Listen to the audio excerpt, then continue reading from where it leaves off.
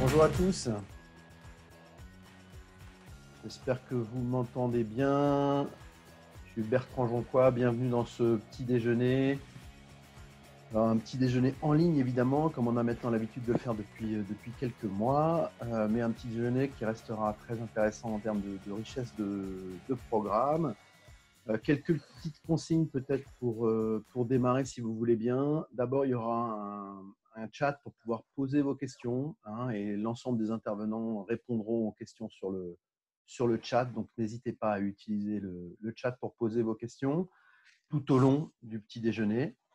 Et puis, surtout, consigne pour l'efficacité de cette conférence en ligne, mettez vos micros sur mute, s'il vous plaît. Normalement, ils doivent l'être, mais pensez bien à enlever le micro si jamais il est activé pour la qualité sonore de tout le monde. Ok, bon, mais je pense que donc peut-être que ce que je peux faire, c'est me présenter. Donc moi, je suis Bertrand Jonquois. Je suis le responsable de la commission commerce mobile au sein de la Mobile Marketing Association. Je fais partie des nombreux bénévoles de cette association. Et on traite au sein de la commission commerce mobile de tous les sujets qui mettent le mobile au cœur du commerce et le digital au cœur du commerce. Et donc, on a un certain nombre de sujets qui sont traités dans cette commission, comme le paiement mobile, le parcours d'achat sur mobile.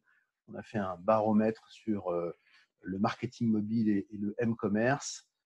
Et puis, évidemment, on traite, et c'est le sujet d'aujourd'hui, sur le e-retail media, qui est un nouveau groupe de travail qu'on a créé l'année dernière et qui organise ce petit déjeuner aujourd'hui. Donc, le e-retail media, tout ce que vous avez toujours voulu savoir sur le e-retail media, on va essayer de vous le dire aujourd'hui. On va essayer de régler cette question du e-retail media qui est un peu sur toutes les lèvres en ce moment. Et donc, on va vous montrer à la fois ce qu'est ce levier récent du marketing digital, mais aussi vous expliquer cette très forte croissance et ce potentiel important pour le e-commerce, pour les marques du commerce en général.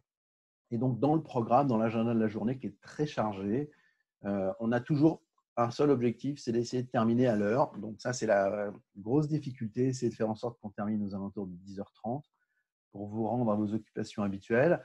Et donc, il y aura plusieurs sujets qui seront traités. D'abord, un premier sujet qui sera traité par Tanguy, Harik et Vadim, qui sera globalement l'enjeu pour les marques de ce e-retail média, avec tout un tas de découvertes qu'on va publier et vous annoncer aujourd'hui. Après, on aura 2 keynotes et puis une table ronde avec tous les invités que vous voyez et une animation de Jérôme. Voilà. J'espère que c'est clair. Donc, je vous rappelle les petites consignes avant de laisser la parole à Tanguy, Harik et Vadim. Les petites consignes, toutes vos questions sur le chat et on essaiera d'y répondre au fur et à mesure et peut-être faire une synthèse à la fin, mais en tout cas, essayer d'y répondre personnellement à chaque fois sur le chat. Donc, n'hésitez pas à utiliser le chat pour poser vos questions. Et puis surtout, pensez à garder votre micro en mute pour le confort et la qualité de cette conférence de ce matin. Harik, Tanguy, Vadim, Oui, si vous êtes là, je vous laisse la on parole. est là. Merci beaucoup Bertrand pour ce mot d'accueil et cette présentation un petit peu de ce petit déjeuner. Bonjour à tous. Avec Harik et Vadim, du coup, on a travaillé au sein d'un groupe de travail qui s'appelle le e-retail media au sein de cette commission dirigée par Bertrand. Et aujourd'hui, on va vous présenter déjà un petit peu l'écosystème e-retail media et pourquoi on en parle aujourd'hui. Vous le savez tous, le e-commerce est en forte progression depuis plusieurs années. Les derniers chiffres démontrent l'augmentation forte parce qu'on atteint plus de 100 milliards d'euros de chiffre d'affaires généré par le e-commerce en France l'année dernière. Et aujourd'hui, on a plus d'un Français sur 2 qui achète en ligne. Et ça, c'est des chiffres, évidemment, avant l'épisode actuel qu'on connaît tous et qui ont sûrement dynamité un peu plus cette tendance. Ça, c'est le point de départ, c'est avoir des shoppers finalement, des consommateurs, des Français tout simplement, qui sont plus à même, plus au courant, plus adeptes du circuit e-commerce Et évidemment, ça a un impact sur les sites e-commerce. L'impact, il est assez clair en termes de volume, en termes d'audience, parce qu'on retrouve dans les classements de médiamétrie des sites, des sites e-commerce, des e-commerçants qui dépassent maintenant les 10, 12, 15, parfois 20, parfois 30 millions de visiteurs uniques par mois. C'est le cas de certains retailers qui sont aujourd'hui avec nous comme Fnac ou comme Cdiscount par exemple. Et du coup, dans ces top sites e-commerce, on trouve aussi, et ça c'est assez nouveau sur la partie e-commerce depuis quelques années, le développement de nouveaux circuits de distribution et notamment les marketplaces. Au sein de cet écosystème là, des top 15 sites e-commerce, on a 13 d'entre eux qui sont des marketplaces ou des e-retailers, et on va vous expliquer aussi un petit peu, en amont d'expliquer le e-retail média, la différence. Et ce qu'il faut bien avoir en tête, c'est que l'écosystème marketplace il grossit de plus en plus sur différentes marques. Et aujourd'hui, marketplace représente près d'un tiers du CA généré sur le e-commerce. Et ça, c'était un chiffre de l'année dernière qu'on va essayer de mettre à jour là au fur et à mesure. Mais aujourd'hui, c'est déjà un poids conséquent. C'est un poids encore plus conséquent chez certains e-retailers qui se sont développés sur la partie marketplace depuis plusieurs années. Et donc, c'est une tendance un peu de fond qu'il faut avoir en tête. Et puis après, pour représenter le développement du e-commerce, on a aussi pris un exemple d'un secteur en particulier. Ce secteur, c'est les produits de grande consommation. On a voulu faire un petit focus dessus pour vous donner un petit peu l'idée de ce développement ces dernières années. Sur les produits de grande consommation, la France, c'est un pays leader. Pour ceux qui n'ont peut-être pas cette vision-là, on a plus de 7% des ventes qui sont réalisées en ligne. C'est évidemment très largement supporté par, par le développement du drive en France. Et puis, à l'inverse de certains autres pays, c'est un format, le drive, qui a été plébiscité et mis en avant par beaucoup de retailers en France, que ce soit le mouvement Leclerc par exemple, que ce soit plus récemment Auchan ou Carrefour, pour en citer quelques-uns. Donc c'est un modèle qui s'est perduré un petit peu dans le temps. Et si on vient un petit peu sur la carte en particulier, on se rend compte que la France est leader en Europe et la France est en 3e position dans le monde. On est derrière la Corée du Sud et la Chine, et pourtant la France est quand même devant les États-Unis parce que c'est un modèle qui a été maintenant commence à être répliqué par des acteurs comme Walmart par exemple aux États-Unis, mais de manière beaucoup plus tardive. Et puis évidemment, on ne pouvait pas parler du développement du e-commerce sans parler de l'épidémie et de la pandémie actuelle, qui a un impact déterminant sur le développement du e-commerce. On a pris l'exemple toujours des produits de grande consommation parce qu'il est assez particulier. On sait que sur la plupart des autres secteurs du retail, finalement, le e-commerce a été le seul circuit de distribution. Donc évidemment, là, il y a eu un énorme boost de cette partie-là sans commune mesure. Mais même sur la partie produits de grande consommation, les effets sanitaires, les effets aussi de praticité, de gain de temps, ont eu aussi développé, ou en tout cas plus rapidement, cette partie drive, livraison à domicile pour les courses du quotidien, pour les courses alimentaires, de produits de grande consommation. Et quand on voit ce développement depuis plusieurs années, et donc là vous avez des chiffres de Nielsen à l'écran, on voit que le e-commerce alimentaire était plutôt autour de 6-7% les précédentes années. Et aujourd'hui, sur certaines semaines, on a dépassé de plus de 10% pendant le confinement. C'est évidemment une tendance qu'il faudra confirmer dans les prochains mois et dans les prochaines années pour voir si ça se confirme. Mais vu le recrutement de nouveaux consommateurs qui a eu lieu pendant cette période, on a eu plus de 2,5 millions de nouveaux foyers qui sont venus sur ce segment e-commerce pour leurs courses du quotidien. C'est un effet important et qu'il faudra garder en tête. Et je passe maintenant la main à Harry qui va vous parler un peu plus des différents modèles de distribution en ligne et du coup qui nous permettront d'introduire un peu plus le e-retail média. Merci Tanguy pour cette introduction. Slide. Donc effectivement, comme le disait Tanguy, l'écosystème e-commerce français, c'est un écosystème qui est assez riche parce qu'il est composé de beaucoup d'acteurs et sur beaucoup d'acteurs qui sont notamment très diversifiés. Ce n'est pas forcément le cas aussi sur d'autres marchés en Europe où on va pouvoir avoir un ou deux players qui dominent. En France, on est vraiment sur une typologie d'acteurs qui est assez large. Au niveau de ces acteurs, nous, on les a catégorisés en 4 grosses typologies. Donc, vous avez les marketplaces dans un premier temps, qui sont finalement des lieux de rencontre entre une offre et une demande. Donc, on peut avoir des vendeurs tiers qui vendent différentes typologies de produits. Donc, un des acteurs les plus connus et le plus historique sur ce sujet-là, ça reste eBay. Vous avez ensuite les e-retailers, qui sont les pendants digitaux des acteurs de la distribution classique, comme Carrefour, Auchan, Leclerc ou Casino. Et une nouvelle typologie aussi d'acteurs qui sont les acteurs hybrides qui ont, eux, un pan retail, mais également un pan marketplace. Et c'est le cas notamment de Fnac Darty, qui vous présentera du coup sa solution par la suite.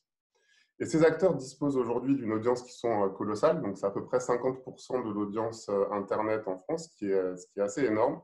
Et ils ont tous cherché du coup à monétiser leurs audiences pour lancer leur propre solution publicitaire. Notamment, ils ont tous lancé leur régie. Donc, au niveau des marketplaces, vous avez des acteurs comme eBay Advertising, Rakuten Marketing. Au niveau des retailers, vous avez par exemple Consorégie pour Leclerc, qui est la régie internalisée. Au niveau des hybrides, donc on a Retailink, qui nous présentera sa solution dans quelques minutes. Et vous avez également une nouvelle typologie d'acteurs qui est arrivée sur ce marché, qui sont les acteurs de la retail ad tech. Donc, ce sont de nombreux acteurs qui sont là pour aider les retailers à monétiser leurs audiences, et Criteo est un des précurseurs sur ce sujet. Il vous présentera également sa solution dans quelques instants. Si je peux juste passer sur la slide d'après.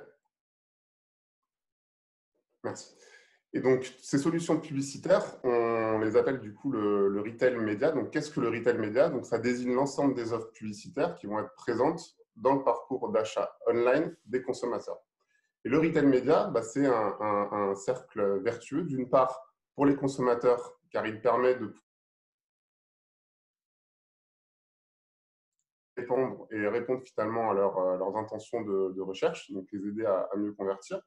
Pour les retailers, ça va leur permettre surtout de pouvoir maximiser leur sell-out, mais aussi de monétiser leurs audiences.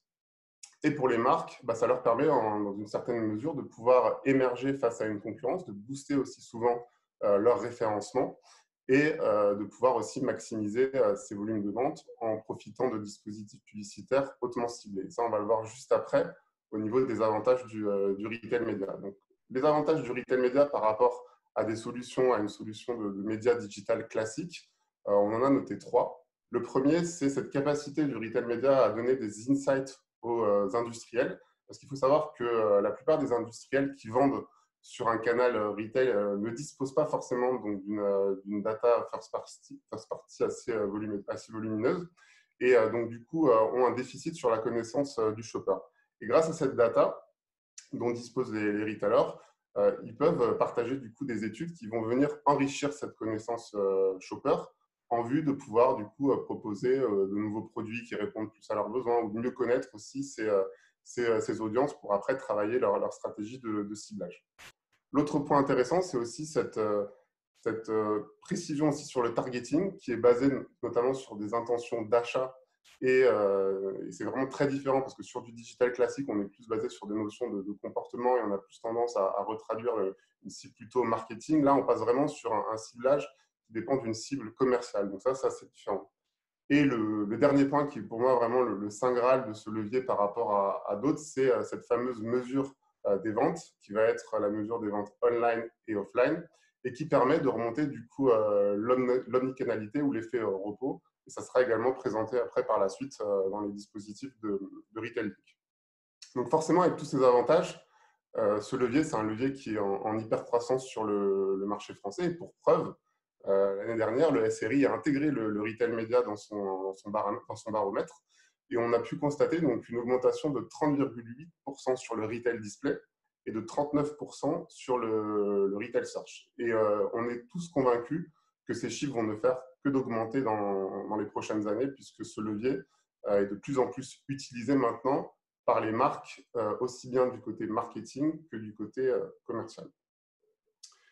Et donc, ce levier, il faut savoir que c'est un levier qui permet de répondre vraiment à l'intégralité du funnel marketing. Initialement, c'était très perçu comme étant un levier bas de funnel, car utilisé par les directions commerciales. Mais aujourd'hui, grâce aux évolutions du secteur, et ça, Criteo Retailing vous le présenteront, il y a un vrai effet plateformisation sur ce levier qui permet du coup aux annonceurs de pouvoir remonter aussi petit à petit sur des logiques d'awareness, notamment grâce à des activations display.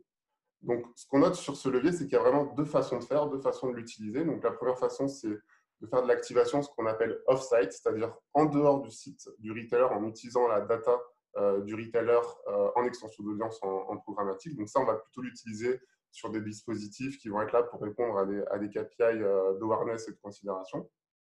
Vous avez également la partie on-site qui, elle, correspond à la diffusion publicitaire sur le site du retailer et donc plutôt utilisée sur des logiques mid-funnel, bas-funnel, donc sur des objectifs très héroïstes.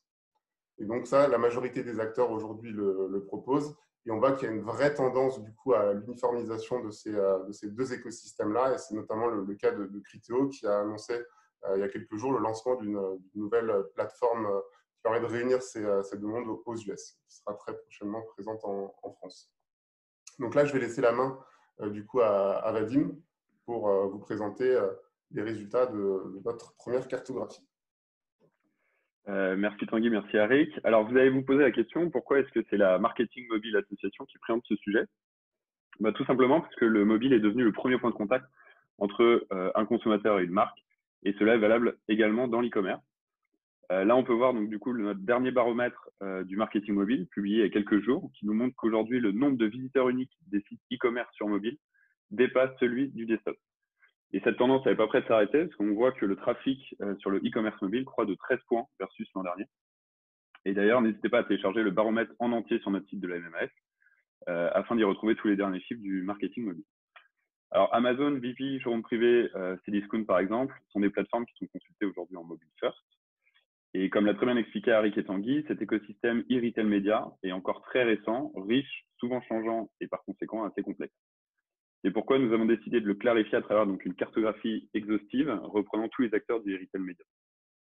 Cette cartographie a été co-construite avec l'ensemble des membres du groupe de travail e-retail de l'association et on est déjà plus d'une quinzaine de sociétés membres participants. Et après donc plusieurs mois de travail, nous sommes ravis de pouvoir vous la présenter ce matin. Cette cartographie est donc valable aujourd'hui et sera sans doute amenée à évoluer dans les prochains mois, car c'est vraiment un secteur qui évolue très régulièrement. Donc la voici, enfin pas entièrement, je vous rassure. Dans un premier temps, on a choisi de proposer une clé de lecture par retailer, triée par secteur d'activité. Donc, on peut voir effectivement que les retail médias impliquent bon nombre de secteurs d'activité, donc de la GSA, des généralistes, du consumer électronique, de l'ameublement en passant par le bricolage. Et aujourd'hui, les secteurs les plus impactés sur l'écosystème du retail média concernent principalement la GSA avec les drives et le consumer électronique avec des plateformes à forte audience comme Amazon, Cdiscount, Fnac Darty et Boulanger. Dans un deuxième temps, merci, nous avons identifié les acteurs capables de diffuser des campagnes publicitaires sur les sites marchands des retailers. Donc, la taille des colonnes correspond aux audiences médiamétrie des e-commerçants et donc des audiences reachable, enfin atteignables par ces acteurs. Donc, on a segmenté les activations médias en 3 catégories. En bleu, on peut voir les acteurs pouvant réaliser donc, des activations médias search ou produits sponsorisés. C'est le référencement payant des pages produits des marques au sein des catégories des marchands, donc ça comme l'a évoqué Arik plus tôt. Ensuite, en blanc, on a les acteurs ayant accès aux inventaires display sur le site du retailer. Et enfin, ceux qui contiennent des motifs en arrière-plan, ce qui est un peu subtil par l'écran, mais vous le verrez quand on le publiera. Les acteurs qui proposent l'intégralité des inventaires, donc des activations à la fois display, à la fois search, sur le site du retailer. Donc maintenant, vous avez désormais l'intégralité de la cartographie sous les yeux des acteurs e-retail médias. Les colonnes du bas correspondent aux acteurs proposant donc des activations médias issues des données du retailer sur un écosystème média programmatique souvent, donc en extension d'audience. Et donc la taille des colonnes est proportionnelle au volume de data activable du retailer entre donc, le volume d'encarté online et ou offline et ou les audiences digitales pouvant être reciblées par la suite. Donc par exemple, Intermarché, si vous souhaitez effectuer des activations display sur le site du retailer, vous pouvez activer Criteo, Catalina, Lucky Card, Budgetbox, ICO. Si vous souhaitez utiliser la data des consommateurs Intermarché pour les adresser en dehors de ce site marchand, vous devez passer par Criteo. Autre exemple qui est un peu plus simple, Cdiscount, activable uniquement via sa régie intégrée Relevancy donc appartenant au groupe Casino. En extension d'audience, il s'agit principalement de formats IAB. Certains proposent également des formats audio, vidéo, sociaux, mail et même parfois SMS. Donc voilà, j'espère que cette cartographie est quand même plutôt claire. On a essayé de tenir le timing pour cette première partie. Donc on la publiera sur le site de la MMAF et sur les réseaux sociaux évidemment de l'association. N'hésitez pas à poser vos questions tout au long de cette matinée via le chat. On va y répondre effectivement au fur et à mesure. Et je laisse la parole maintenant à nos partenaires de la matinée, Criteo et Retail Link, qui vont nous parler de l'e-retail média appliqué à l'omnicanalité. Alexandra et Elie, je vous laisse la parole. Merci. Oui, merci Vadim. Alors, merci. Oui, vas-y. Oui, j'ai repris la main sur la présentation normalement. J'essaie de passer les slides. Ça ne marche pas. Si, ça y est, ça fait marche. du direct, si c'est bon. Bonjour à tous, je suis Elie Aboukaya, je suis ravi d'être avec vous aujourd'hui. Je suis accompagné par Alexandra. Merci Elie. Ravi également d'être avec vous. Donc on va débuter cette keynote. L'objectif pour nous aujourd'hui, c'était déjà d'évoquer avec vous, avant de parler d'e-retail, mais on va venir bien sûr sur le sujet. C'était important pour nous de revenir sur une notion qui est fondamentale et qui doit être au cœur de nos réflexions, c'est le parcours shopper. Et c'est assez basique, mais assez essentiel aussi de se rappeler que l'ensemble de nos actions aujourd'hui, de nos réflexions doivent être orientées clients.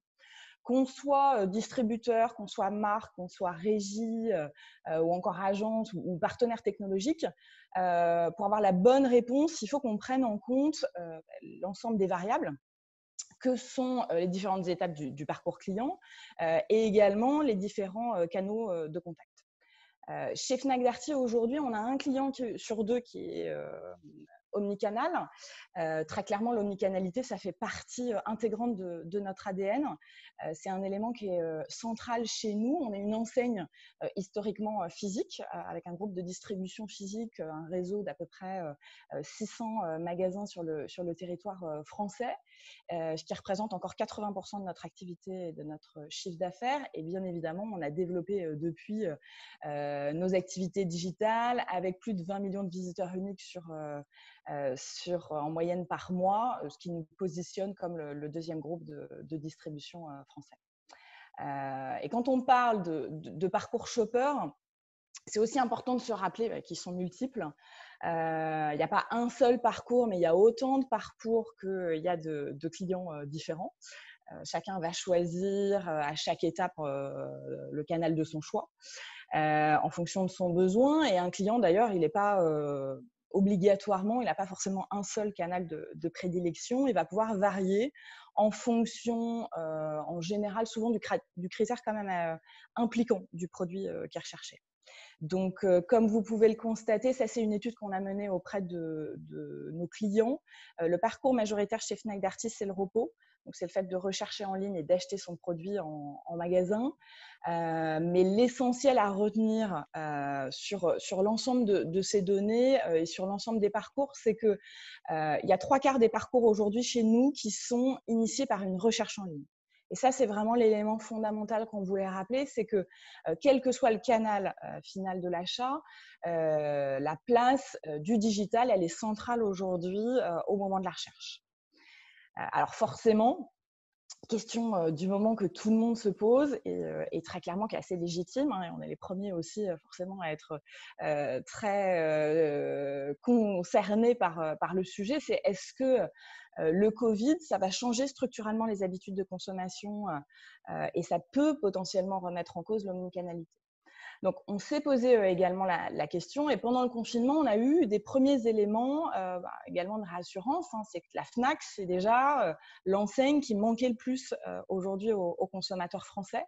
Ça, c'est une étude du CSA et pour le coup, le CSA ne s'est pas trompé quand à l'ouverture, à la réouverture des magasins le 11 mai, on a vu les longues files d'attente qu'on pouvait avoir et on a vite été rassurés sur le fait que les consommateurs, ils étaient présents et que ils attendaient et ils plébiscitaient toujours autant pour le coup le canal magasin et du coup le premier constat qu'on a pu faire en post-confinement c'est que ça reste le canal aujourd'hui le plus plébiscité par nos clients même en post-Covid.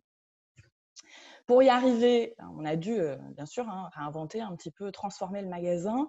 Le transformer, alors il y a bien évidemment les mesures sanitaires qu'on a mis en place. Donc, ça passe par des welcomers à l'entrée du magasin pour accompagner les flux de trafic. Ça passe par, bien sûr, des dispositifs de marquage au sol, le fait d'avoir des masques systématiques pour nos employés. Donc, voilà, toutes les notions sanitaires, mais ça passe aussi fortement par les services qu'on va proposer aujourd'hui. Donc, des services qui existaient déjà ou des services qu'on a développés ou adaptés spécifiquement dans le contexte du Covid. Donc, c'est notamment, par exemple, une solution comme PNGo, qui permet aujourd'hui de scanner, de payer directement vos articles via l'application mobile. Et donc, c'est la promesse de ne pas passer en caisse, ce qui, on le sait, est un irritant potentiel aujourd'hui pour nos clients, et encore plus dans le contexte du Covid. On a également mis en place des dispositifs de coupe-fil. Donc là, c'est une sorte de fast-pass, entre guillemets, qui vous permet de réserver en ligne un créneau pour pouvoir venir en magasin sans avoir cette problématique de file d'attente. Et puis, on a fait évoluer le Click and Collect. Le Click and Collect, c'est l'un des services qui est le plus central pour un retailer comme nous, omnicanal, que ce soit chez Fnac ou chez Darty. Ça fait vraiment partie, je vous le disais, des services qui sont liés à l'ADN de l'omnicanalité, et on l'a fait évoluer vers un Click and Collect sans contact. Et on voit que ce genre de service, aujourd'hui, on peut remarquer que c'est le service qui a doublé suite au confinement. Donc, on fait x2 sur le volume d'achat en Click and Collect. Et c'est notamment l'un des services qui permet de mieux illustrer, je pense, aujourd'hui, la convergence, le meilleur des deux mondes entre le mode d'achat online et le mode d'achat offline, tout en supprimant, on va dire, un petit peu les inconvénients qui sont générés par la crise sanitaire. Le deuxième constat qu'on a pu, bien sûr, tirer pendant cette époque Covid, confinement, c'est que le digital, il a renforcé sa position centrale. Nous, on a une conviction aujourd'hui, c'est que l'omnicanalité, vous l'avez compris, restera forte, mais pour autant, la part du digital s'accroît et continue à s'accroître même après la réouverture des magasins. Quelques chiffres pour illustrer tout ça.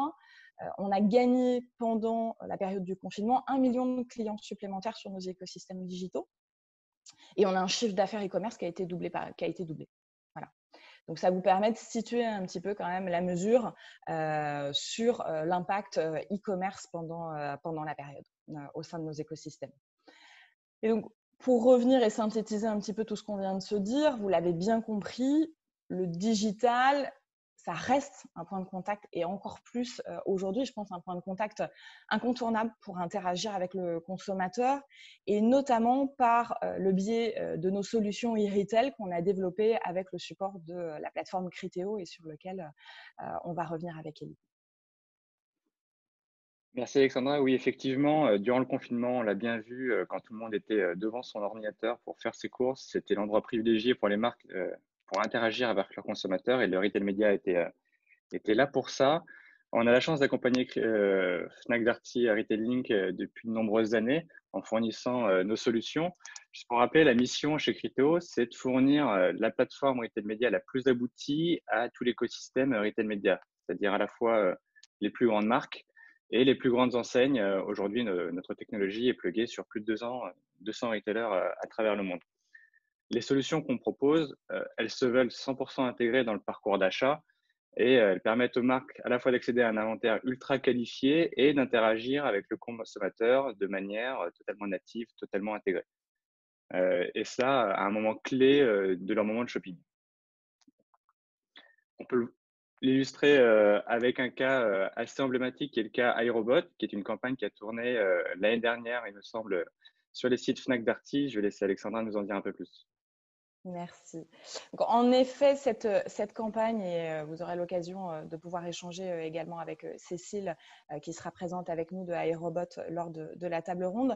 Cette campagne, on l'a menée avec iRobot en fin d'année 2019, donc sur le S2. C'est une campagne du coup qui a duré 6 mois, sur laquelle on a mis en place 2 stratégies, 2 niveaux de stratégie, ce qu'on va appeler une stratégie fil rouge, avec du coup une présence constante pour la marque sur les intentionnistes, plutôt bas de funnel, et une deuxième stratégie plus burst qui s'appuie sur nos temps forts commerciaux et notamment sur la période Black Friday et Noël, avec une part de voix plus forte et une visibilité un petit peu plus haut dans le funnel sur des intentionnistes un petit peu plus larges. Et sur cette campagne, on a activé 2 solutions e-retail, donc on-site sur l'environnement de darty.com. On a activé le format flagship et le format search natif. Peut-être un mot sur ces 2 formats, Alexandra. Sur la partie de gauche, donc vous voyez le format flagship, qui est un format très visible pour les internautes qui font leurs courses.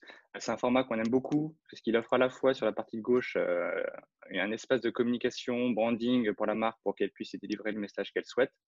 Et sur la droite, un bloc totalement natif. On pourrait croire que c'est Fnac Darty qui le génère, mais non, c'est les solutions Criteo qui les génèrent. Et on va absorber en temps réel, évidemment, la photo, le titre du produit, mais également les ratings en temps réel, le prix en temps réel. Et on va offrir la possibilité à l'internaute d'ajouter au panier directement depuis le format publicitaire. Ça, c'est un format qui fonctionne très bien et qui se combine assez intelligemment avec des formats plus tactiques, plus en profondeur dans le parcours shopper.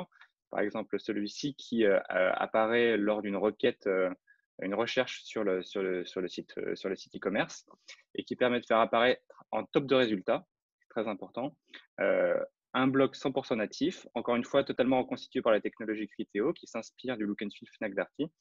Il y a juste la petite vignette sponsorisée qui précise que c'est une publicité, mais tout le reste est totalement natif. Et évidemment, toujours la possibilité d'ajouter au panier directement depuis le format. Ouais, et pour rebondir sur ce que vient de dire Ellie, il y a un élément important, et vous parlez de top position. Je rajouterais que la position au sein de la liste de résultats, c'est un enjeu de taille pour les marques, surtout quand on sait que 2/3 des clics sont concentrés sur les 4 premières positions de la liste de résultats. Les 4 premières positions, 2/3 des clics, ça vous laisse un petit peu appréhender un petit peu forcément que l'importance de ce que ça peut représenter en termes de business et s'assurer une première position au sein de la liste de résultats, c'est donc mécaniquement, on va dire, maximiser son potentiel de vente.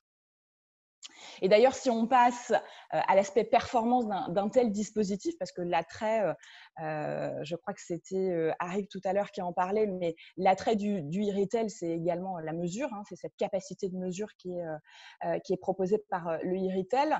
Alors, sur les ventes e-commerce, bien entendu, mais dorénavant sur les ventes également physiques, sur les ventes magasins, cette capacité à réconcilier une exposition digitale à un achat magasin, ce qui est quand même assez récent pour le retail média.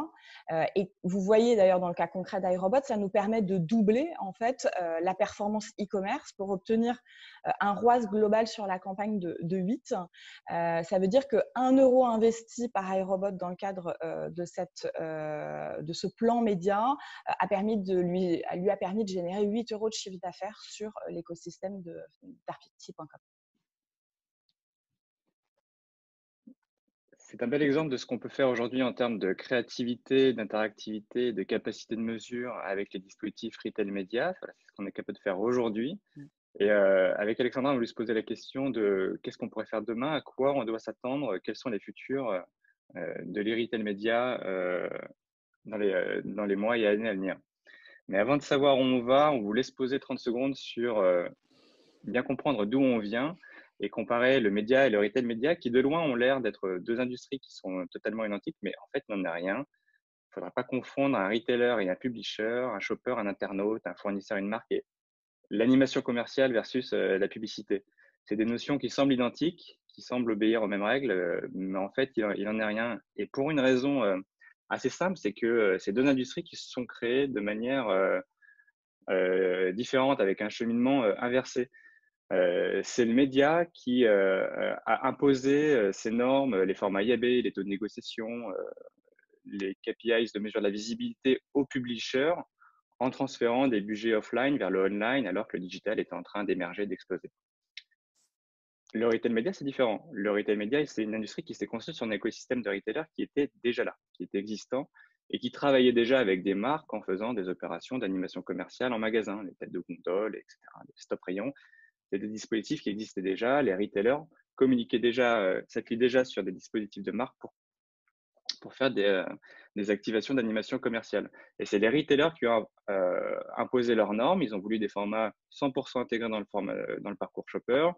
Ils ont voulu maintenir une politique de pricing premium à juste titre, puisqu'on est évolué dans un contexte premium, et garder la main sur la granularité des reportings avancés qu'ils souhaitaient partager avec les marques. Donc, deux industries qui se sont construites de manière indépendante. Et si on y regarde d'un peu plus près, c'est un écosystème qui est relativement complexe, plus complexe finalement que l'univers média. Parce que quand on évolue sur un site de retailer, il faut bien comprendre qu'on doit gérer des promotions en temps réel, des stocks qui varient d'un magasin à un autre, craquer la mécanique d'ajout au panier directement depuis un format publicitaire et de faire communiquer la publicité avec le site, c'est vraiment pas trivial. La gestion des ID produits, voilà, je ne vous fais pas toute la liste, mais il y a vraiment un écosystème vraiment complexe à craquer. Et comme si ce n'était pas assez simple, on parle de retailer, mais en fait, un retailer, ça peut prendre plusieurs formes. Il y a les retailers pure player et les click and mortar, il y a les enseignes, les marketplaces, il y a les acteurs alimentaires et non alimentaires. Rien que ce dernier point, ça donne des mécaniques totalement différentes. L'alimentaire a développé une logistique de drive par entrepôt et le non alimentaire, comme Fnac Darty, a beaucoup moins d'entrepôts et a plutôt une logique d'acheminement, soit en livraison, soit en click and collect, comme Alexandra nous en a parlé. Donc, logiquement, quand ces retailers-là ont souhaité commencer à monétiser leur inventaire et leur data, ils se sont tournés vers les plateformes d'ad serving, d'advertising qui existaient déjà, parmi lesquelles Google, Smart, AdNexus, OpenAdStream et tant d'autres. C'est des technologies qui fonctionnent très bien pour délivrer de la publicité et permettre à un publisher de monétiser son inventaire. Mais quand il s'agit de craquer les challenges du retail média, c'est des plateformes qui ont envie de trouver leurs limites. Et la nature ayant horreur du vide, il y a pas mal de boîtes, surtout des startups françaises, soyons-en fiers, qui ont émergé et qui permettent de fournir aux marques et aux retailers des solutions pour craquer tous ces challenges. Parmi elles, Budgetbox, Alchemix, Data Impact, je pourrais aussi citer Lengo, Miracle, Criteo évidemment. Et beaucoup de ces boîtes se sont créées sur cet appel d'air pour fournir au retail média des technologies designées pour le retail média. À présent qu'on sait d'où vient, posons-nous la question de savoir à quoi on doit s'attendre demain. Le premier point, c'est on s'attend à un retail média plus mature. Aujourd'hui, les retailers ont pris beaucoup de muscles et savent exactement ce qu'ils veulent en termes de technologie pour animer leur site, que ce soit avec des technologies de sponsor product, des technologies display. Ils ont vraiment une fine connaissance de ce qu'il est possible de faire technologiquement. Et surtout, ils ont besoin d'outils pour comprendre comment fonctionne la consommation publicitaire sur leur site, comprendre les interactions des shoppers avec les formats publicitaires pour constituer leur offre retail média qu'ils vont ensuite adresser aux marques. Deuxième point, c'est on s'attend à un retail média qui est plus standardisé, plus interconnecté, toujours pour servir l'omnicanalité. Par plus standardisé, on s'attend à des normes un peu plus standards sur le marché pour que les marques qui veulent activer un plan de retail média, non pas sur un retailer, mais sur plusieurs retailers, puissent avoir des modes d'achat unifiés, des formats unifiés, standardisés avec les mêmes spécifications techniques, avec des reporting unifiés. Il faut qu'une vente attribuée selon tel critère, ça soit cohérent entre les différents retailers sur lesquels elle souhaite communiquer, sinon ça n'a pas de sens, ça ne peut pas comparer. Et enfin, l'un des points les plus importants, on s'attend, et de toute façon, le retail média se doit d'être plus ouvert.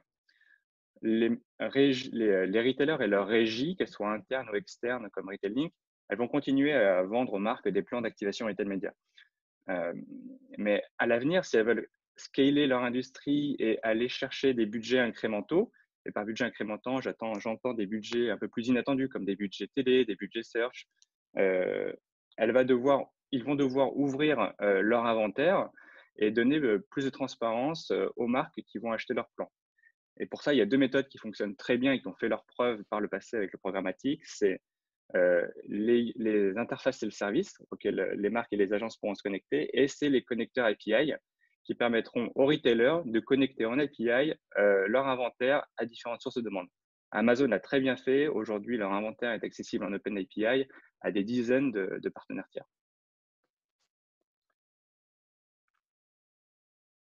Le retail média a énormément de potentiel. On peut faire beaucoup de choses. C'est une industrie qui reste encore naissante et il y a une capacité de scalabilité qui est énorme. On n'y arrivera que si on n'oublie pas d'où on vient et ce qui fait l'ADN du retail média en termes de créativité, d'agilité et d'interactivité. Pour ça, on va avoir besoin de plusieurs choses sur le chemin. On va avoir besoin de technologies programmatiques indépendantes et neutres. Pour nous, c'est clé, c'est un facteur clé de succès qui permettra aux marques et aux enseignes d'avoir un partenaire technologique neutre pour les mettre en relation. Et également qu'il y ait des normes marché qui puissent émerger et permettre une fluidification du business entre les différents intervenants de cet écosystème. Et je rajouterais deux éléments à cette conclusion. Ça sera important également qu'on puisse préserver le relationnel assez spécifique entre retailer et marque. On l'a vu tout à l'heure, en tant que dans l'univers du retail média, on n'est pas sur un univers de publisher traditionnel, donc la relation est différente et elle doit être préservée parce qu'elle est dans un optique de business, mais tout en conservant et en facilitant également cet accès à l'inventaire plus ouvert, comme le disait Élie précédemment. Et puis le dernier aspect qui est somme toute pour moi assez primordial, c'est que tout ça doit se faire dans le respect du shopper. Le shopper, il doit être central. Il ne faut pas qu'on oublie que de toute façon, c'est lui qui décide. C'est lui qui va décider à un moment donné d'acheter ou pas un produit et qu'on doit du coup accompagner son parcours. L'animation commerciale, ça doit améliorer le shopping. Ça doit s'y intégrer naturellement et pour finir, pour moi, ça doit l'enrichir. Voilà. Merci à tous pour votre attention. Merci à tous. Merci, j'imagine que je prends le relais. On va passer à la table ronde et je vais inviter Cécile Sornet, Grégory Mialet, Samuel Barouk et Gwenola Kouakou à rallumer leur caméra et leur micro pour cette table ronde intitulée « Comment accélérer sa croissance e-commerce grâce au retail média ». Et on va débuter par un petit tour de présentation de chacun des intervenants. Cécile Sornet, bonjour. Oui, bonjour à tous. Directrice de la communication et marketing de iRobot. Alors, est-ce que vous pouvez présenter en quelques mots, en quelques chiffres, ce grand nom des aspirateurs autonomes, entre autres? Merci pour cette introduction. Oui, donc iRobot, c'est une société américaine qui est cotée sur le Nasdaq. Nous sommes leaders dans le domaine de la robotique domestique et plus particulièrement dans le traitement des sols. Nous vendons effectivement les célèbres Roomba. Cette année est une année importante puisqu'on fête nos 30 ans et nos 30 millions de robots vendus dans le monde. Donc, c'est un palier important. Nous sommes une société très orientée sur l'innovation. Nous disposons de plus de 1000 brevets et donc en France, plus particulièrement, nous avons des parts de segment leader et nous travaillons avec l'ensemble des acteurs de la distribution et notamment et principalement avec le groupe Fnac Darty. Fnac Darty, alors on va donner aussi la parole à Grégory Mialet. Bonjour Grégory. Bonjour Jérôme, bonjour à tous. Directeur marketing et communication de Retailing by Fnac Darty. Alors qu'est-ce qu'on peut ajouter par rapport à ce qui a déjà été dit sur cette nouvelle entité du groupe? Alors Fnac Darty, je pense que tout le monde connaît, leader évidemment européen de la distribution omnicanal. Retailing by Fnac Darty, c'est vraiment la marque qu'on a créée il y a un an. Finalement, c'est l'entité 100% intégrée au groupe Fnac Darty pour accompagner les marques dans leur plan de communication. En quelques chiffres, on est désormais plus de 25 personnes et on pilote plus de 1000 campagnes par an en trade marketing pour le compte de nos fournisseurs et en régie, en retail média pour les marques de tout secteur. On va y revenir. Et on va y revenir effectivement sur cette transition. Samuel Barouk, bonjour. Bonjour Jérôme, bonjour à tous. Head of e-business chez Nestlé France. On peut également rappeler en quelques mots, en quelques chiffres, l'activité de ce géant suisse de l'agroalimentaire? Leader mondial effectivement de l'agroalimentaire, c'est 80 milliards de chiffre d'affaires au niveau global. Et en France, c'est une présence historique pour le groupe avec l'ensemble de nos catégories de produits, du pet care au café, le chocolat, le culinaire, la nutrition infantile et les eaux. C'est plus de 95% de pénétration, un caddie sur 3 qui détient nos produits. Et au sein de Nestlé, pour la France, je dirige l'activité e-business pour l'ensemble du portefeuille de marques. Et l'objectif avec l'équipe, du coup, que nous nous sommes assignés est l'accélération et l'adoption des leviers digitaux au service de la croissance business. On pourra revenir dessus sur ce que ça comporte. Et on en reprend dans un instant. Et Gwenola Kouakou, bonjour Gwenola. Bonjour à tous. R&D Europe du Sud pour Criteo Retail Media. Donc, on en a déjà parlé, mais Criteo, donc, désormais aussi également très impliqué dans ce développement du retail media. Exactement. Alors, Élie l'a évoqué tout à l'heure. Si moi, je dois donner 2 chiffres pour représenter notre activité, on est aujourd'hui un partenaire technologique pour plus de 200 retailers dans le monde, qui passent de Walmart à Fnac Darty et bien sûr en alimentaire à des Carrefour, par exemple. Et on génère plus de 65 millions de ventes de produits à l'issue de l'affichage publicitaire. Et aujourd'hui, j'ai j'ai 30 personnes dans mes équipes en France et en Espagne pour gérer cette activité. Très bien, et on va revenir de plus dans le détail dans un instant. Cécile, on revient à vous pour iRobot, donc des produits distribués dans le monde entier, et évidemment une communication aussi que vous faites étroitement avec les retailers, offline comme online. Comment est-ce qu'on est passé ces dernières années du trade marketing historique à ce qu'on appelle aujourd'hui le retail media? Et est-ce que la crise qu'on a connue ces derniers mois accélère cette transition? Alors, chez iRobot, nous avons toujours fait les deux, aussi bien le trade marketing en magasin qu'un développement de plus en plus poussé ces dernières années vers le e-retail média. Et ça, grâce à un partenariat que nous avons avec Fnac Darty et l'équipe Retail Link.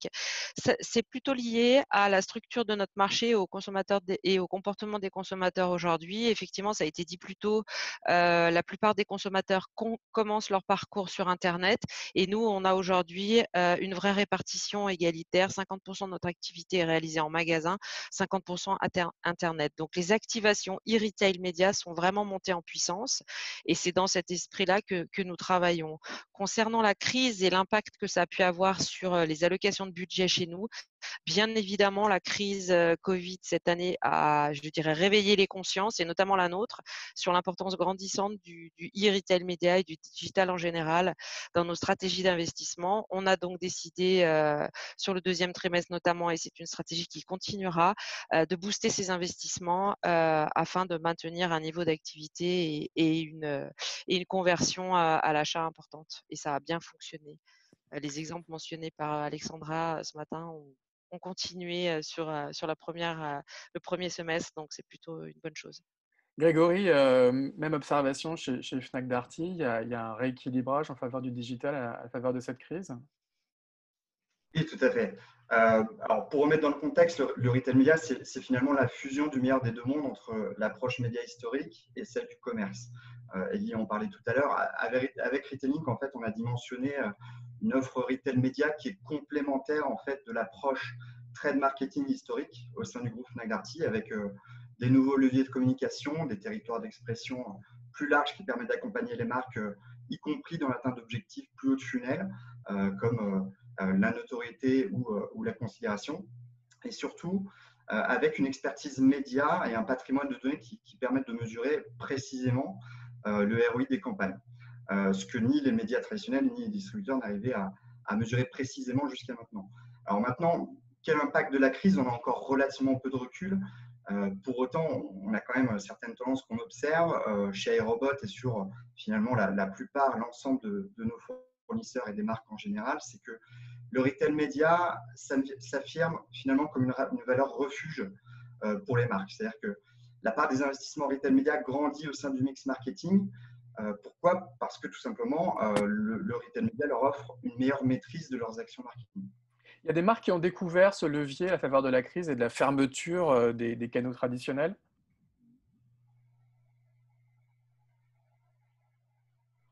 Grégory? Oui, pardon, excuse-moi. Est-ce que des marques, du coup, se sont intéressées au retail média parce que tout simplement les magasins traditionnels étaient fermés, elles avaient besoin de faire plus de pubs sur le digital qu'avant? Alors, sur le retail, oui. Alors, globalement, toutes les marques, tous nos fournisseurs investissaient déjà en digital. On va y revenir par la suite, mais c'est vraiment un point d'entrée, un point de contact qui est absolument incontournable dans les parcours shoppers. Donc, finalement, il y avait déjà une habitude bien ancrée chez nos fournisseurs d'investir sur le e-retail média. Après, forcément, la part d'investissement sur le digital a progressé significativement pendant la crise. Samuel, quand on est principalement dans l'alimentaire, est-ce que la crise a changé un petit peu ces stratégies d'investissement, sachant que la plupart des grandes surfaces restaient ouvertes? Et je crois que votre micro est encore fermé. Voilà. Sachant que la plupart des distributeurs alimentaires étaient restés ouverts pendant la crise, il y a eu des changements dans la ventilation de vos investissements? Pour remettre dans le contexte, aujourd'hui, on travaille les leviers trade et les leviers retail média de la même manière. Je peux reprendre ce qu'a dit Cécile. Hein. On est sur les mêmes leviers, visibilité, conversion, engagement. Les solutions d'activation sont même similaires, en fait, si on y regarde bien. Juste leur mode de fonctionnement diffère. Tu passes de l'ATG au Butterfly, de la promo lourde ou de l'urne de loterie au promo gaming. En gros, on passe du mass au personnalisé.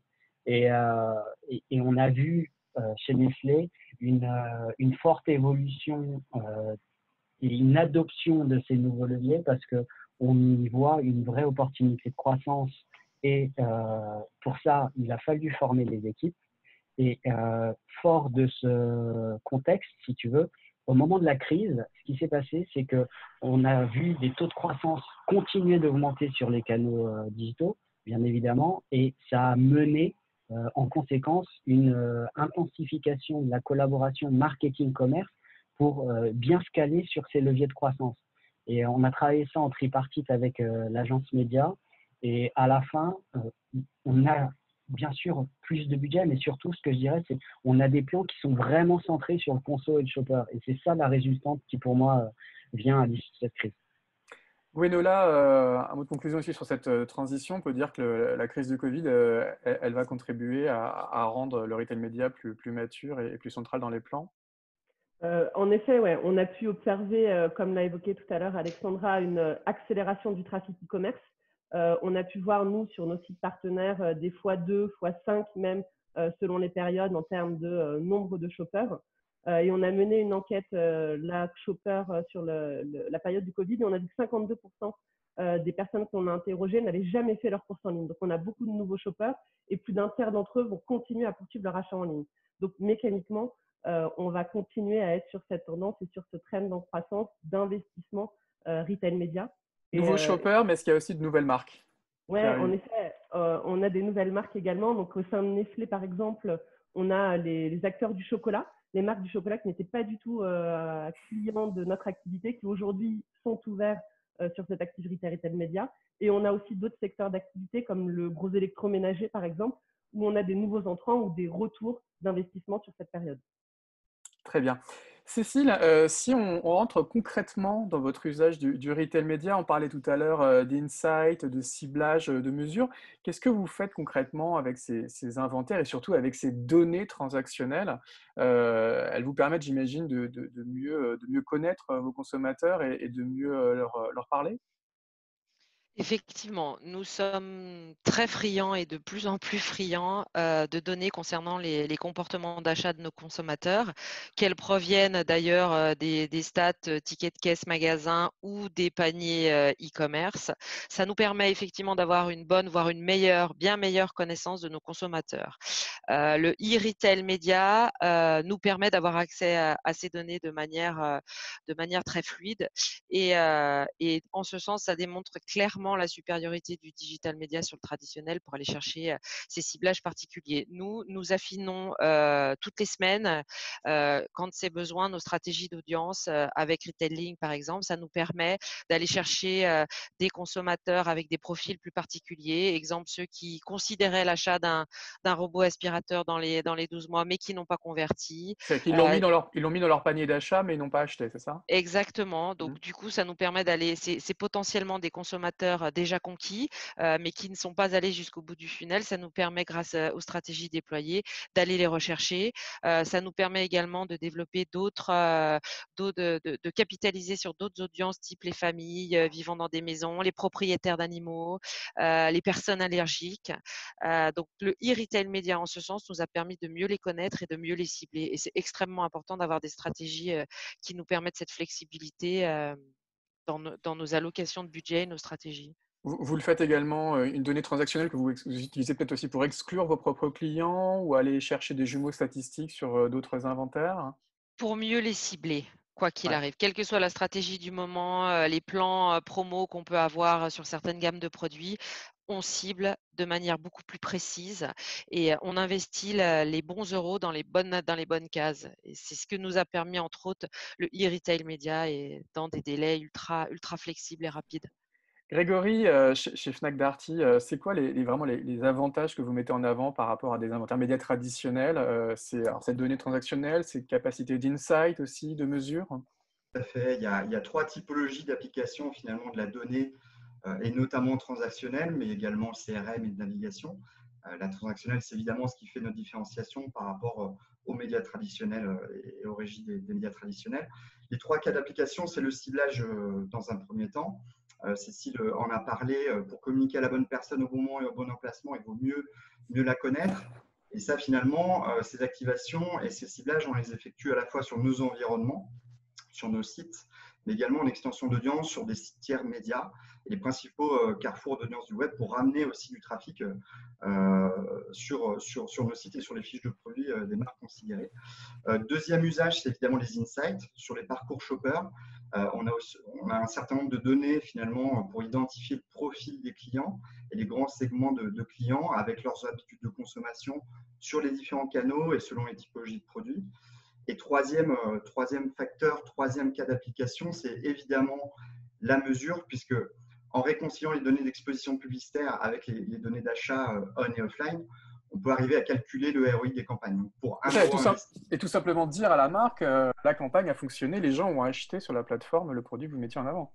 exactement, pour un euro investi, Aérobot, on l'a vu, et toutes les marques, tous les fournisseurs qui investissent chez nous savent exactement combien leur ont rapporté leur campagne retail media. Alors Samuel, on parle d'insight, on parle de ciblage, on parle de mesures. C'est quoi pour vous les principaux bénéfices de ces nouveaux outils publicitaires?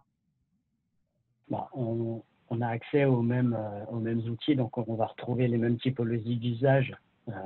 Si je dois dire où on fait la différence, c'est surtout dans le paramétrage et l'optimisation au fil de l'eau de ces campagnes, comme a pu le préciser précédemment. Pour exprimer différemment ce qui a été dit, je pense qu'on s'en sert pour passer d'une activation de masse à des activations personnalisées à l'échelle.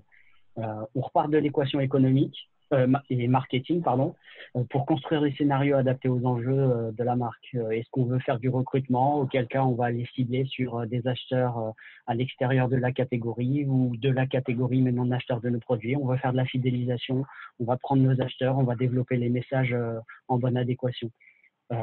La data transactionnelle qu'il y a derrière, pour moi, elle permet aussi d'AB tester pas mal de messages ou de variantes créatives. Par exemple, sur nutrition infantile, on a pu mettre en place des variantes créatives additionnelles telles que des ratings produits au sein de nos messages. On a vu, grâce à les logiques de mesure, que les taux de conversion augmentaient fortement et on a obtenu des ROAS à 2 chiffres. Et derrière, on a systématisé cette pratique dans nos communications. Après, par rapport à la mesure, on ne va pas se cacher derrière notre petit doigt. Je pense qu'il y a encore un peu de chemin à faire pour standardiser et fiabiliser les approches de mesure d'attribution. Comme ça a été précisé précédemment encore, c'est une industrie qui se structure. Il y a des spécificités, il y a beaucoup d'hétérogénéité par distributeur, par solution, et il y a un enjeu de structuration comme vous pouvez les porter au sein de la MMA. On reparlera de ce besoin de standardisation de la mesure. Juste un mot sur le ciblage. Cécile, tout à l'heure, évoquait que ses clients pouvaient avoir des animaux domestiques ou pouvaient vouloir aussi avoir un sol impeccable pour leurs enfants. On peut imaginer des opérations presque communes de cross-sell entre les problématiques d'un iRobot et les problématiques d'un Nestlé. Finalement, vous avez les mêmes clients. Pour partie, certainement. Je pense, voilà, c'est le constat, si tu veux, que grâce à la donnée, on a vraiment fait admettre aux différentes catégories au sein de Nestlé, dans un premier temps, qu'on partage toucher de façon différente. Et c'est aussi vrai quand on sort on va dire du groupe et qu'on peut trouver des partenaires tels qu'iRobot pour aller chercher les mêmes foyers. En tout cas, aujourd'hui, vous êtes capable effectivement de savoir quel type de produit on achète, quelle marque de produit on achète. Effectivement, ça, sur les médias traditionnels, c'était a priori plus compliqué. Gwenola, on a déjà parlé beaucoup des avantages hein, du retail média. Ça fonctionne sur ces inventaires des e-commerçants et ça fonctionne même désormais partout aussi en OpenRTB sur l'inventaire média traditionnel. Exactement. Donc, on peut en effet, comme on l'a évoqué, bien évidemment cibler les shoppers sur les sites marchands. Et d'ailleurs, c'est tout à fait des mécaniques qui sont évoquées de cross-catégorie et de visibilité de deux annonceurs complémentaires. C'est des choses qu'on travaille déjà sur les sites marchands et c'est des choses qu'on peut aujourd'hui aussi travailler en dehors de ces sites marchands, donc sur l'open internet, où on va pouvoir allier par exemple une audience complémentaire entre de la lessive et du gros électroménager pour pousser la visibilité de marques auprès des bons shoppers. Et finalement, on va pouvoir allier ce type de dispositif à la fois sur du display, sur de la vidéo, donc dans une logique beaucoup plus branding, tout en cherchant toujours à avoir une mesure d'impact sur les ventes. Donc, on a vraiment un lien aujourd'hui entre branding et performance grâce à cette donnée transactionnelle. D'accord. Et aujourd'hui, vraiment, les marques, elles ont compris la qualité de cette data et elles se l'approprient massivement pour mieux cibler, mieux communiquer auprès de leurs clients et tout simplement peut-être rendre leur publicité plus mature parce que ça permet du coup de parler différemment à ses propres clients qu'à de purs prospects. Exactement. Donc, c'est comme on l'évoquait tout à l'heure avec Samuel, c'est adapter les messages au type de profil et aux shoppers que vous voulez contacter. Et ça, c'est clé dans l'avenir de la publicité retail média, c'est cette capacité de personnalisation et de mesure. Alors, tout à l'heure, Vadim parlait du mobile, de la MMA et du retail média. Cécile, le mobile, aujourd'hui, qui est incontournable aussi bien pour les écrans digitaux et qu'on trouve aussi de plus en plus en point de vente pour faire ses courses, est-ce qu'il va être un facteur de convergence entre le trade marketing traditionnel et ce nouveau retail média ? Écoutez, oui, ça a été évoqué tout à l'heure. Le mobile est aujourd'hui la première source de contact du consommateur, qu'il convertisse en magasin ou sur le online. Donc nous, le mobile, c'est une plateforme qui est intégrée dans tous nos dispositifs depuis longtemps et c'est une forme de passerelle, effectivement, importante et nécessaire entre le trade marketing traditionnel et le retail média. Les consommateurs l'utilisent dans leur phase de considération et de conversion. Et pour prendre un exemple très simple de passerelle, on l'utilise notamment nous lors d'activation magasin du type géolocalisation quand on fait des campagnes pour réorienter des consommateurs qui se retrouveraient dans une zone d'animation ou de démonstration à proximité d'un magasin. Et quand on a pu le faire, on a observé des taux de conversion importants. Donc, on va continuer à le faire et à utiliser le mobile dans tous nos dispositifs. Grégory, chez Retail Link, le mobile, c'est aussi, j'imagine, un enjeu crucial pour réunir un petit peu trade marketing et retail média. Tout à fait. On a aujourd'hui 3 acheteurs sur 4 qui initient ces recherches en ligne et la grande majorité de ces acheteurs effectuent ces recherches sur mobile. Donc, c'est le premier device de recherche. Le site marchand mobile est un point de contact, on l'a dit, incontournable pour les marques qui veulent toucher l'internaute au moment où il va préparer son achat. Donc, c'est la raison pour laquelle on a mis en place des formats, notamment avec Criteo, qui s'intègrent de manière native et contextuelle dans le parcours mobile du shopper pour orienter son choix en faveur d'un produit ou d'un autre. En tout cas, l'aider dans son choix. Et puis on le voit, le mobile opère de plus en plus le lien entre on et offline. Les clients sont de plus en plus connectés en mobilité dans nos magasins. Ils peuvent même désormais payer d'ailleurs de manière autonome avec leur mobile en Fnac sans attendre en caisse. C'est la solution Pay and Go. Donc on peut dire que le mobile est un catalyseur, un accélérateur de la transformation du magasin. Et j'irai plus loin même de la publicité, puisque le marché publicitaire l'utilise de plus en plus à des fins de ciblage géolocalisé, mais également de mesure de la performance des campagnes. En direct to store, évidemment, en associant une exposition avec une visite dans un magasin, mais également sur le secteur de l'affichage, puisque l'écosystème, les acteurs du monde de l'affichage commencent à intégrer de plus en plus cette notion de mobilité à des fins de mesure d'audience. Samuel, chez Nestlé, ça vous donne des idées, l'usage du mobile, non seulement online, mais demain peut-être offline, en tirant partie peut-être d'autres écrans, type l'affichage extérieur. Il y aura une capacité aussi à influencer le consommateur au milieu des rayons?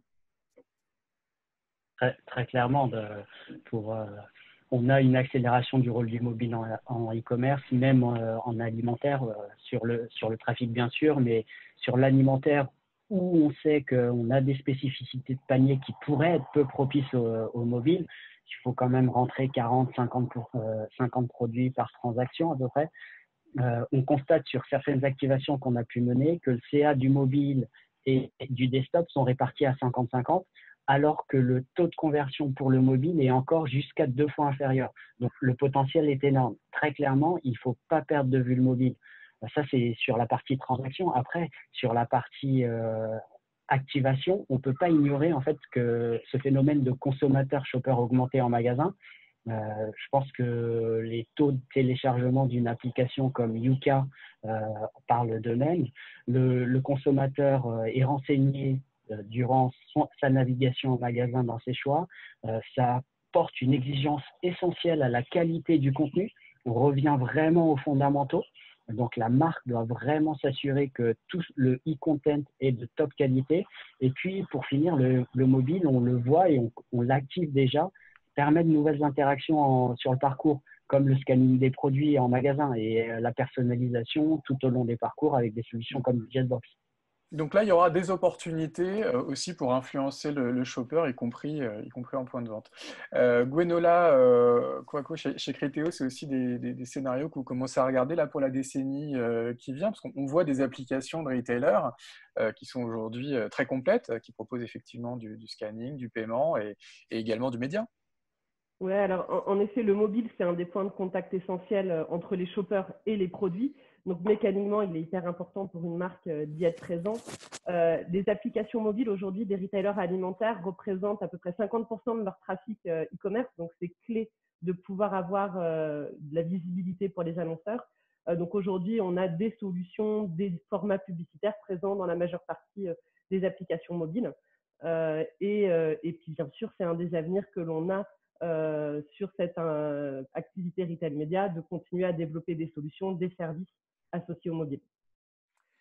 Très bien, alors on le comprend, hein, ce retail média, c'est un véritable Big Bang pour l'écosystème publicitaire. Cécile, quel impact ça pourrait avoir sur vos équipes, sur vos budgets? Quelle sera aussi la place des agences? Comment vous anticipez un petit peu les mutations de l'écosystème dans les prochaines années? Écoutez, vous avez mentionné le mot Big Bang. Je ne sais pas si, enfin en tout cas chez nous, c'est oui et non, car on a toujours, nous, travaillé comme cela en équipe avec des partenaires. Donc je dirais qu'on a besoin les uns des autres pour prendre des choses très concrètes. Moi, je connais ma stratégie, mon contexte et mes enjeux, mais j'ai besoin de spécialistes en e-retail média et notamment des gens comme Retail Link qui savent traduire cela dans des plans d'activation online efficaces. Et c'est vraiment dans ce sens qu'on travaille avec Retail Link. Retail Link est un véritable conseil pour nous, de la même manière que Criteo, puisqu'on engage les deux budgets, et on élabore ensemble les meilleures stratégies. Donc, grâce à ces outils d'activation déployés, on peut non seulement les mettre en place, on peut les mesurer, les optimiser, les adapter en temps réel, et c'est quand même la grande force du digital. On travaille donc les meilleurs ROI possibles en fonction de nos enjeux, et ça me permet, moi, par exemple, en interne, d'aller chercher des budgets, des capacités d'investissement supplémentaires en cas de besoin. C'est exactement ce qu'on a fait au mois de mars, au moment de la crise Covid, quand il a fallu que moi, j'active des budgets supplémentaires pour dynamiser toute cette activité e-retail. Cécile, est-ce qu'on peut anticiper une convergence entre les équipes, on va dire, branding et puis les équipes plus orientées CRM? Est-ce que au moins en interne, ça sera à terme piloté par les mêmes personnes? Ça l'est déjà un petit peu chez nous et je pense qu'effectivement ça va s'amplifier et vous pouvez même intégrer dans les départements que vous avez mentionnés les équipes de vente. Chez nous, on est vraiment tous ensemble autour du même sujet et notamment sur ces sujets de e-retail média. Alors Grégory, je parlais de Big Bang parce que c'est quand même assez impressionnant de voir des annonceurs historiques comme les retailers devenir désormais des médias. Donc il y a quand même une sorte un peu de jeu de chaise musicale. Quels sera pour vous, selon vous, l'impact sur l'écosystème. Et puis on voit Cécile qui vous présente finalement un peu dans le rôle presque d'une agence conseil. Comment vont évoluer les positions des uns et des autres? Alors, on est flatté déjà par le compliment de Cécile, évidemment. Alors, chez Fnac Darty et chez Retailink, on a construit une organisation qui est agile avec des verticales sectorielles. C'est-à-dire que chaque secteur, chaque catégorie de produits a son référent, son expert unique qui accompagne les marques sur ces plans de communication, qu'il s'agisse de trade marketing ou de retail média. In fine, l'objectif est le même en fait pour la marque, c'est mieux maîtriser ses dépenses, générer des ventes. Donc, ça a nécessité forcément une transformation aussi en interne. Ça participe à la transformation digitale du groupe. Et finalement, on s'aperçoit que nous, en tant que régie 100% intégrée au groupe, on appartient à la direction marketing et e-commerce du groupe d'ailleurs. Et on est finalement une direction satellite. Et on s'appuie sur tous les corps de métier qui est en interne. Ce qu'il faut retenir, et je voudrais appuyer un petit peu là-dessus, avant tout sur le e-retail média et le retail média au sens large, c'est que ça contribue à faciliter, à enrichir le parcours client. Ce n'est pas un irritant. Et tout ce qui est bénéfique pour le client l'est aussi pour les marques et les distributeurs. Et c'est pour moi cette notion qui est fondamentale en fait. C'est le retail média a permis d'inscrire les clients, les marques, les retailers, mais également les agences médias au sein d'un écosystème qui est vertueux pour tous. Alors, Samuel le rappelait tout à l'heure, il y a un enjeu de structuration et de standardisation des pratiques qui est indispensable. Et sur lequel on travaillera au sein de la Mobile Marketing Association, j'imagine. Et sur la méthodologie, mais voilà, on est ravis de l'initiative aussi du MMA et du travail de cartographie qui a été fait ce matin, parce que c'est un premier pas justement vers cette standardisation qui est indispensable pour structurer le marché. Samuel, un mot sur l'impact de la montée en puissance du retail média. On peut anticiper une publicité un peu plus data-driven, une convergence entre les problématiques de notoriété et de performance. Et puis, c'est quand même intéressant de voir des partenaires comme les retailers devenir désormais des médias. Ça change aussi peut-être un petit peu l'organisation des marques. Très, très clairement. Ce développement accélère pour moi les besoins d'intégration des plans de communication. Avant, on parlait de 360 au moment où le digital s'est développé. Après, on a commencé à parler de multicanal, d'omnicanalité. Après, aujourd'hui, je pense que le nerf de la guerre, c'est cette intégration de la data pour construire ces parcours scénarisés dans le temps, en fonction du comportement consommateur, au service de l'expérience consommateur et shopper. Et en gros, pour moi, c'est la logique CRM étendue aux médias. Et aujourd'hui, l'agence, dans cette relation, elle a forcément un rôle clé à jouer. Pour reprendre ce que disait Cécile, il y a certaines choses que l'on internalise, d'autres qui sont déléguées à nos partenaires de choix. Et cette convergence avec le média fait que naturellement, l'agence média est positionnée ici. D'ailleurs, on voit il y a énormément de développement de pratiques commerce au sein des agences médias. En termes d'équipe, en interne, il y a des vrais besoins de formation. J'en parlais tout à l'heure, on a mis en place il y a plus de 3 ans maintenant des formations auprès des équipes marketing et commerciales pour arrêter d'acheter des bannières entre guillemets au kilo et commencer à avoir des discussions autour de CPMV, autour de ciblage avancé. Donc tout ça fait partie de l'éducation et de la structuration du marché. Pour les distributeurs, à mon sens, il y a un sujet de modèle économique. Tu l'as dit tout à l'heure, le distributeur étant son rôle à une logique d'éditeur et également de fournisseur de data, il va générer du revenu sur la vente de cet inventaire, sur la data, mais il ne faut pas perdre de vue également que son cœur de métier, c'est de générer des revenus sur les ventes en magasin ou sur la plateforme e-commerce. Et alors que l'industrie structure, je vais vous partager mon intuition, alors peut-être qu'elle est biaisée, mais je pense que le distributeur ou les distributeurs qui se démarqueront seront ceux qui réussiront à craquer ce modèle de collaboration avec les industriels pour bénéficier en fait pleinement du trafic généré par l'ensemble de leur campagne média en mutualisant la data. Et ce, plutôt que d'uniquement chercher à faire croître des investissements sur une plateforme, sur leur plateforme. En gros, pour résumer ça en une image, c'est la différence entre se concentrer sur un lac ou sur l'océan. L'océan, c'est l'intégralité du média de l'industriel et c'est par la collaboration, par la mutualisation de la data pour créer des parcours totalement intégrés consommateurs, médias, industriels, shoppers, retail médias qu'on va avoir le prochain step. Alors, Gwenola, une publicité data-driven et puis une mutualisation des données, c'est un discours qui doit vous parler chez Criteo? Oui, en effet, c'est vrai que la data, ça a toujours été clé dans notre approche retail média, dans notre approche de Criteo, pardon, et c'est encore plus vrai dans le retail média. Et pour rebondir sur ce que dit Samuel, la volonté que l'on a dans notre business unit, c'est vraiment de créer de la valeur pour cet écosystème qui comprend les shoppers, les annonceurs et les retailers. Et ça passera notamment par la technologie, comme on l'a évoqué tout à l'heure avec Ellie, avec le lancement de cette plateforme sur la fin d'année, une harmonisation des outils à disposition des distributeurs, des agences et des annonceurs, et une capacité à transformer tous nos modèles de mesure et d'attribution pour uniformiser cette approche et avoir une lecture plus lisible finalement des performances pour tous. En mutualisant les datas et en capitalisant aussi sur les gros groupes de retail qu'on peut avoir en Europe, ça va permettre aux acteurs européens de la tech de rivaliser avec certains géants américains que nous n'avons pas mentionnés, mais qui sont, j'imagine, aussi très puissants dans cette industrie. Oui, en effet, l'approche, elle est là. C'est un moment de se dire que nous, on est au service des distributeurs, on apporte une technologie qu'ils souhaitent ou pas mutualiser. En tout cas, on a cette capacité à leur donner la possibilité de le faire. Très bien. Il va être temps de conclure. Je vais vous demander à tous les quatre un mot de conclusion, un hashtag de conclusion. Cécile, pour iRobot, ce serait quoi ce mot de conclusion? Moi, c'est clairement hashtag vive le consommateur. Le consommateur, il est au centre de toutes nos réflexions et de nos stratégies. Et sans le consommateur, on n'est rien. On fait des produits pour le consommateur en fonction de ses besoins. Donc, vive le consommateur. Très bien.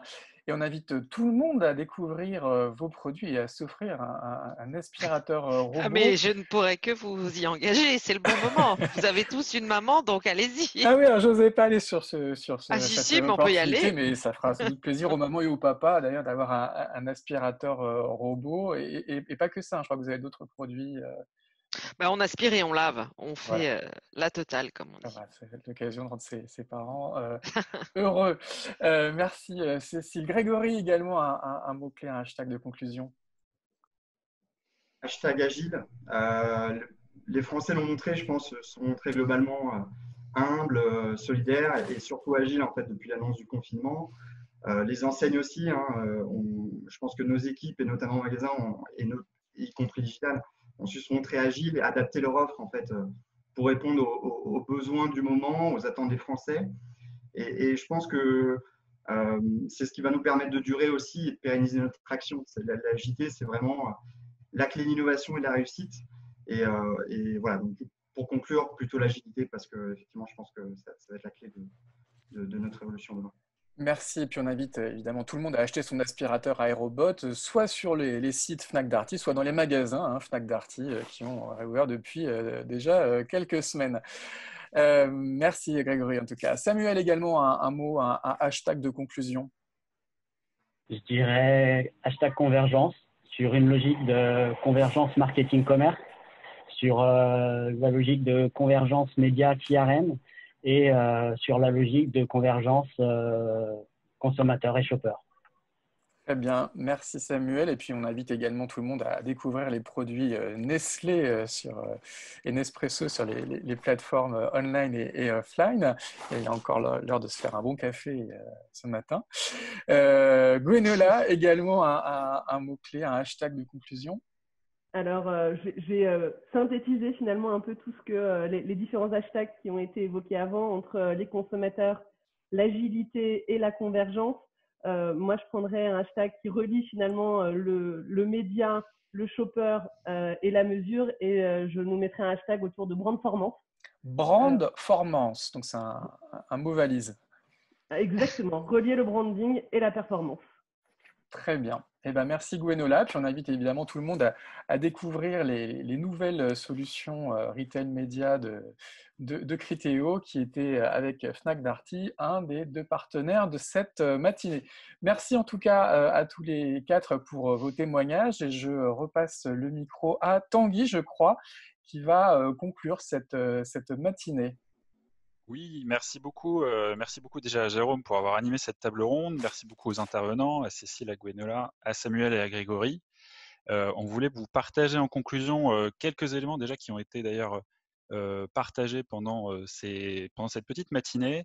On est conscient que cette partie Retail Media, et c'est la première fois qu'il y a un petit déjeuner spécifique d'une association professionnelle sur le sujet, reste un média récent, pas encore mature complètement, très clairement, mais même s'il y a des bonnes avancées à souligner dès maintenant. Et d'ailleurs, dans le groupe de travail dédié au Retail Media, notre prochaine étape après cette cartographie qui sera donc partagée la semaine prochaine de manière plus large, ce sera justement de travailler sur l'homogénéisation des solutions et notamment de la mesure de la performance. C'est quelque chose qui a été souligné, notamment par l'Institut du commerce, par exemple, ou par des annonceurs, des clients qui sont prêts à investir davantage ce créneau, ce levier, sous couvert d'avoir un peu plus de visibilité, de comparaison de performance, comme le soulignait tout à l'heure aussi Elie, comme le soulignait Samuel. Il y a un besoin d'avoir une visibilité plus forte, un petit peu comme le digital au début, où il n'y avait pas forcément des standardisations de formats sur les formats IAB qui ont permis cette homogénéisation. Aujourd'hui, on est au stade où le retail media doit accélérer sur cette partie-là. Et ça, c'est indispensable pour accélérer, que ce soit pour les régies et les retailers, si elles veulent gagner davantage de revenus de cet écosystème, pour évidemment les annonceurs et pour les agences médias qui les accompagnent au quotidien, pour aller choisir les bons emplacements, les comparer et donc faire des choix éclairés. Et c'est ça qui va permettre davantage aussi de partage de valeur dans cet écosystème fort qu'on a pu voir ce matin. Je rajoute un dernier petit merci avant de passer le mot de la fin à Arik. Un dernier petit merci aussi à tous les membres du groupe de travail Retail Media qui nous ont aidés largement à créer cette cartographie, à Criteo et Retailing qui nous ont accompagnés dans le partenariat de cet événement, et aussi à Catherine Caillot qui a organisé tout ça. Merci Catherine. Et je laisse la main à Arik. Merci Tanguy. Je voulais également moi, conclure sur 2 points, parce qu'on a effectivement souligné en début de présentation que le retail média était un levier en forte croissance et que ça allait continuer en tout cas d'accélérer. Je pense qu'également pour qu'on puisse du coup continuer dans cette bonne dynamique, il est extrêmement important, et ça c'est vraiment un avis qu'on partage aussi surtout au niveau de toutes les agences, qu'on puisse avoir la mesure de l'incrément du retail média sur le SEO, aussi le retail SEO sur les différents sites de retailers. Et ça va permettre de pouvoir aussi mesurer l'impact du média réel sur les ventes. Mais également, et ça c'est des sujets qui commencent maintenant à arriver de plus en plus de la part de nos clients, c'est comment aussi on peut évaluer aussi la mesure du business qui est apporté sur les sites de retail en provenance des autres canaux d'acquisition classiques du digital. Et là, j'entends par là les canaux d'acquisition comme le Search Google, comme Facebook Ads, par exemple, qui eux aussi renvoient du trafic sur ces sites de retailers et qui, à date, n'est pas remonté. Donc ça aussi, il va falloir qu'on travaille activement sur ce sujet. C'est des sujets qui sont pris aussi par les agences. Autre point, on voit aussi apparaître de nombreux acteurs aussi sur cette partie commerce. Donc, on a vu récemment Google arriver avec sa plateforme shopping, Facebook aussi qui lance maintenant Facebook Shops. Il va être hyper important aussi de pouvoir du coup tout reconnecter, parce que tous ces acteurs en fait vont devenir aussi des portes d'entrée, aussi bien pour les retailers qui pourront se positionner par exemple sur des Facebook Shops pour vendre leurs produits. Et il est important pour les clients d'avoir une logique vraiment commerce globale et de ne plus siloter en gros aujourd'hui e-commerce, retail, parce que tout est vraiment connecté. Et la finalité dans tout ça, c'est le business. Donc, il est hyper important de pouvoir mesurer toutes ces contributions et en découler de l'attribution sur le business. Donc, voilà. Et ça, c'est des sujets qui sont portés par les agences, qui seront aussi portés au sein de la MMA. Donc, je vous invite tous à nous rejoindre pour travailler ensemble sur ces sujets qui s'annoncent en tout cas passionnants. Merci beaucoup. Merci à tous. Donc, on conclut un petit peu là-dessus. Merci à tous pour votre présence. On était 100 participants aujourd'hui à cette session. Il y a eu quelques petites questions et je ne sais pas si on aura le temps de toutes les revoir. Et j'ai vu qu'Alexandra aussi avait répondu à certaines questions. Et Jacques demandait aussi sur l'évaluation du montant des investissements trade marketing et investissement pub. Alors, ce n'est pas quelque chose que moi j'ai en vision là en direct. Mais en effet, il y a donc, sur la partie investissement pub, on voit 15 milliards net sur les 5 médias traditionnels, 18 milliards sur le hors média. En effet, moi j'ai en tête que entre trade marketing et pub, c'est assez proche finalement en termes d'investissement. Après, le cadre est évidemment pas du tout le même, puisqu'il y a des investissements qui sont au sein d'un accord commercial et d'autres qui sont en dehors.